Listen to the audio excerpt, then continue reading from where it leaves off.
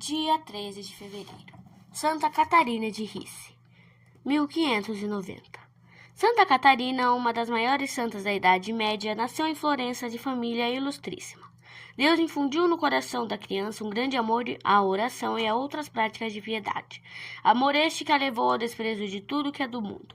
Com 7 anos de idade, foi confiada às religiosas do convento de Monticelli.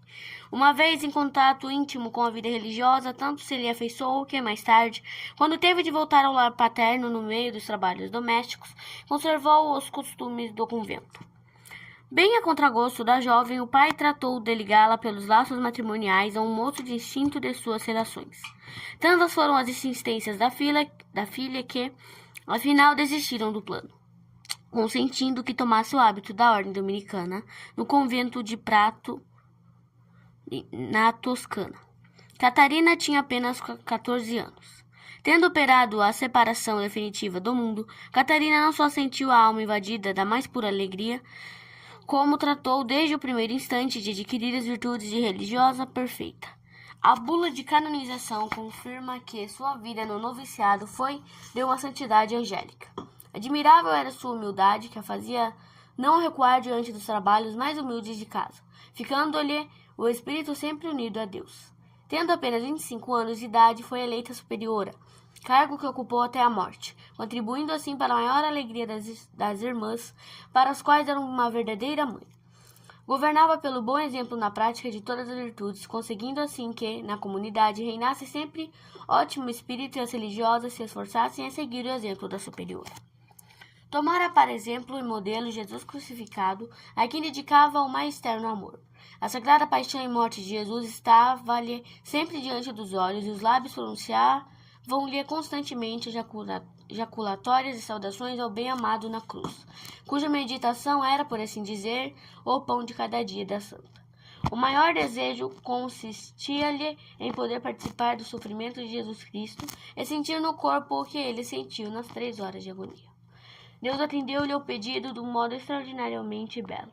Sempre que, nas quinta-feiras de tarde, começava a meditação da sagrada paixão e morte de Jesus, entrava em êxtase, permanecendo nesse estado até a tarde do dia seguinte. Era nessas ocasiões que sua alma via a sagrada paixão e morte de Jesus com todos os pormenores, tomando parte mais ou menos ativa no grande sofrimento do Divino Mestre. Além desses sofrimentos místicos, Deus mandou-lhe outros em forma de doenças graves e dolorosas. Em vez de lhe diminuírem a fé, aumentavam-na e, na Santa Comunhão, encontrava graça e força divinas para levar a cruz com merecimento. As irmãs observaram muitas vezes que Catarina, tendo recebido a Santa Comunhão, parecia rodeada de luz celestial e o corpo elevava-se-lhe acima do leito. Inimiga do próprio corpo, castigava-o com duras mortificações, quando as irmãs dedicavam as maiores atenções, vendo-a sofrer qualquer coisa. Durante 48 anos não se alimentava senão de pão e água, concedendo ao corpo um repouso noturno de 3 horas apenas. Tanto mais é para admirar esse espírito de penitência, sabendo-se que a santa nunca cometera um pecado mortal. Grandes e extraordinárias foram também as graças de que Deus cumulou sua serva. Catarina possuía o dom da profecia, do conhecimento de coisas ocultas, da cura de doenças e da multiplicação de mantimentos em favor dos pobres. Maria Santíssima dignou-se de aparecer à serva de Deus e reclinou-lhe nos braços o menino Jesus. Muitas vezes teve a aparição de Jesus Cristo, que a consolava com docíssimos colóquios. Ele imprimiu os sinais das chagas nas mãos, nos pés e no lado. Célebre é a visão de Jesus Cristo crucificado, o qual desprendeu as mãos da cruz e a abraçou ternamente. Em outra visão, lhe ofereceu um anel em sinal de sua união mística. O Papa Bento XIV menciona na bula de canonização todos esses fatos extraordinários. O sábio e esclarecido Papa não teria feito se, após sério estudo, não tivesse certeza da autenticidade dos mesmos. Catarina, porém, permaneceu humilde, procurando ocultar perante os homens todas as provas de predileção divina.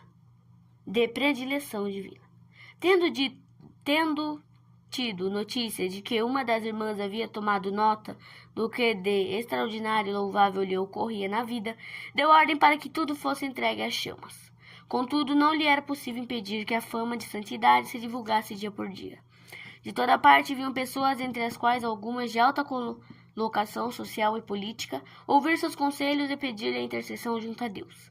Sendo-lhe insuportável isto, pediu a Deus que restringisse os benefícios ou que pelo menos não os manifestasse aos homens. Este pedido teve acolhimento. Deus permitiu que a fama se transformasse em desprezo e que Catarina por muito fosse taxada de impostora e hipócrita. Esta horrível provação encontrou em Catarina maior indiferença e uma paciência admirável.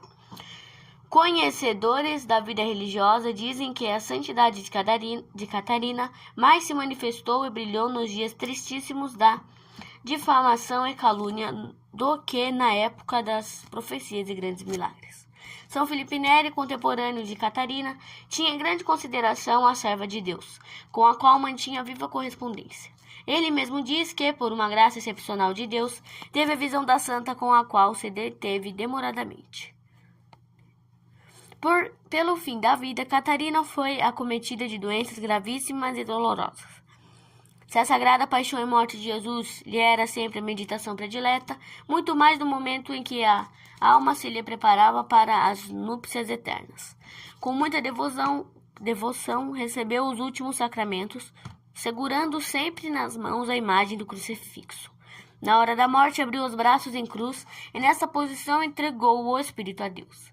As irmãs que se achavam presentes ouviram distintamente uma música de harmonias celestiais e Santa Madalena de Pazzi, que se achava em Florença, viu numa visão a alma de Catarina fazer a entrada nupcial no céu, acompanhada de grande multidão de anjos. Catarina morreu aos 11 de fevereiro de 1590. Bento XIV canonizou-a em 1746. Dedicando o dia 13 de fevereiro à sua veneração. Reflexões. Primeiro, devoção terníssima a Jesus crucificado caracterizava a vida de Santa Catarina. Por seu amor desejava sofrer. Nas dores era o olhar para o crucifixo, seu consolo e conforto. Não mereces o nome de cristão se não tiveres muita devoção à sagrada paixão e morte de nosso Senhor Jesus Cristo. Se não sentes desejo nenhum de sofrer por Jesus, ao menos aceita com paciência a cruz que Deus te deu. Oxalá não pertenças ao número daqueles que diz Didaco Stella. Muitos há que da sagrada paixão e morte de Cristo só se lembram quando vem diante de si a morte. Então há que se agarram à imagem do crucificado, de quem durante a vida toda não tiveram lembrança. Ler maus livros, passar noites inteiras na banca do jogo, levar ao colo um animal a que se dispensava 1000 carinhos e atenções, tudo isto lhes parecia muito mais útil e importante do que tomar um crucifixo e osculá-lo reverentemente. Para que não te aconteça que, na hora da morte, a imagem do crucificado desperte em tua alma mais remorsos e temor do que amor e confiança, acostuma-te desde já a te ocupar muitas vezes com o doce mistério do amor que se revelou no Monte Calvário. 2. Santa Catarina dava ao corpo um tratamento de inimigo. Obrigava-o a jejuar, a fazer penitência de toda sorte. Privava-o de divertimento, tirava-lhe o repouso e expunha-o aos rigores do calor e do frio. Tu, pelo contrário, vês no corpo teu melhor amigo, a quem dispensas as maiores atenções, muitas vezes até à custa da alma. Não te vem de vez em quando a lembrança de proporcionar-lhe um salutar castigo? Parece que o bem-estar do corpo é o fim principal para que foste criado. Ainda assim achas ser coisa a mais natural receber um dia a glória no céu, quando Santa Catarina considerava a eterna bem-aventurança o prêmio de muitas penitências. Como Santa Catarina opinam os maiores santos. Com os santos no céu, viverá quem, com eles na terra, levou uma vida de abnegação e penitência.